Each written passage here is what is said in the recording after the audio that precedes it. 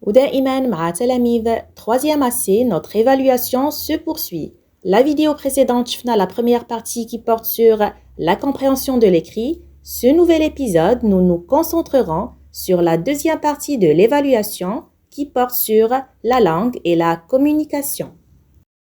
Salam alaikum tout le monde, on est ici sur Poussière des lettres. Merci de nous avoir rejoints. Un pas à la fois meilleur qu'hier et que le cours commence. Commençons avec le premier exercice. Pour chaque exemple de correspondance ci-dessous, indiquez s'il s'agit d'une lettre conventionnelle ou d'une lettre personnelle. اللي خاصكم تعرفوا, une lettre personnelle, الرسالة الشخصية, est habituellement adressée à une personne spécifique. كنرسلوها لشخص محدد, tel qu'un ami, un membre de la famille ou à toute personne à laquelle vous souhaitez écrire personnellement. Par contre, la lettre conventionnelle, الرسالة الرسمية, est habituellement adressée à une entité, telle qu'une entreprise, شركة, une organisation, مؤسسة, ou une administration, إدارة. Je vous laisse un instant pour réfléchir et on se voit juste après pour la correction. ونبداو le premier exemple. Lettre dans laquelle on exprime ses condoléances à un ami qui a perdu un proche.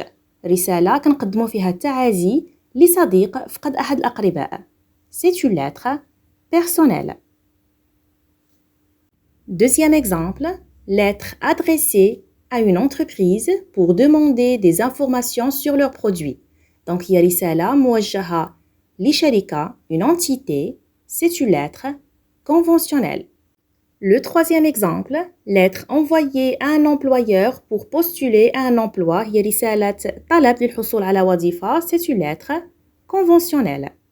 L'exemple suivant, lettre dans laquelle on raconte ses dernières vacances à un ami. Donc هي رسالة موجهة لصديق كنخبروه فيها كيفاش قضينا العطلة ديالنا. C'est une lettre personnelle.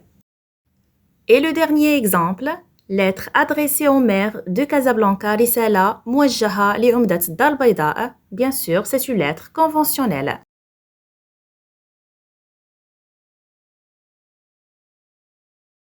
Passons au deuxième exercice. Pour chaque situation donnée, rédigez une réponse appropriée en demandant, refusant ou acceptant la demande. Je vous laisse un instant pour réfléchir et on se voit juste après pour la correction. Commençons avec la première situation. Votre collègue vous demande de la remplacer pour une réunion importante demain matin. La demandeuse peut dire « Peux-tu me remplacer pour la réunion de demain matin ?» هنا استعملت l'expression « peux-tu » pour demander l'autorisation. Si on accepte, on peut dire « Pas de souci, je peux vous remplacer. » هنا استعملنا l'expression « pas de souci » pour accepter. Et si on refuse, on peut dire « Je suis vraiment désolé, demain j'ai un engagement important. » هنا استعملنا l'expression « Je suis vraiment désolé » pour refuser. La deuxième situation, votre voisin vous demande de garder son chien pendant le week-end. Le demandeur peut dire « Bonjour, pourriez-vous garder mon chien ce week-end ?» هنا le voisin استعمل l'expression « pourriez-vous » pour demander l'autorisation. Si on accepte, on peut dire « Avec plaisir, je serai ravi de prendre soin de votre chien ce week-end. » هنا استعملنا l'expression « avec plaisir », je serai ravi de pour accepter.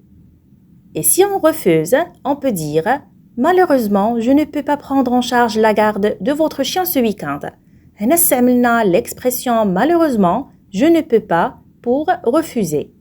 Voyons à présent le troisième exercice. Lisez les phrases suivantes et identifiez si elles appartiennent au registre courant ou soutenu. اللي خاصكم تعرفوا ملي كنتكلموا على لي registres de langue كنقصدوا le niveau de langage, يعني مستوى اللغة اللي كنستعملوا dans la communication. كنستعملوا le registre courant dans les conversations quotidiennes في المحادثات اليومية. Le registre soutenu كنستعملوه في les situations officielles, المواقف الرسمية. Donc, je vous laisse un instant pour réfléchir et on se voit juste après pour la correction. La première phrase, merci d'avoir arrosé mes plantes pendant mon absence. Donc, là, pour remercier, c'est l'expression merci d'avoir. C'est un langage courant.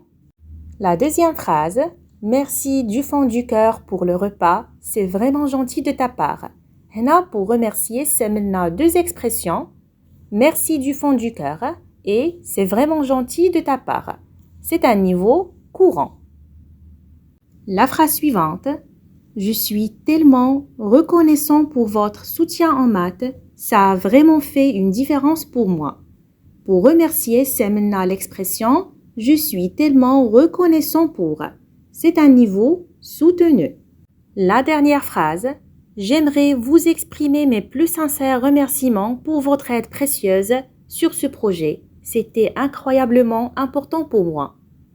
Pour remercier, c'est l'expression j'aimerais vous exprimer mes plus sincères remerciements pour. كيف ما كتلاحظوا معايا, j'aimerais, c'est le verbe aimer conjugué au conditionnel. Et souvent, كنستعملوا le conditionnel dans le langage soutenu pour exprimer la politesse.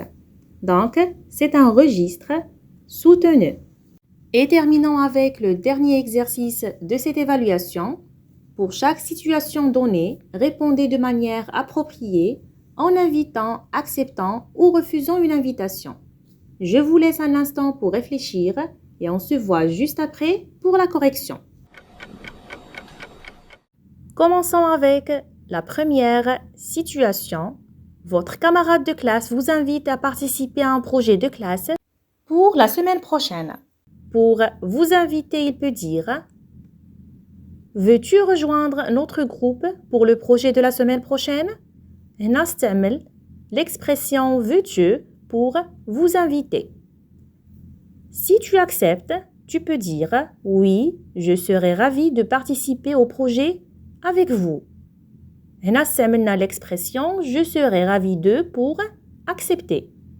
Et si tu refuses, tu peux dire je suis vraiment désolé, j'ai déjà prévu de travailler sur un autre projet cette semaine-là.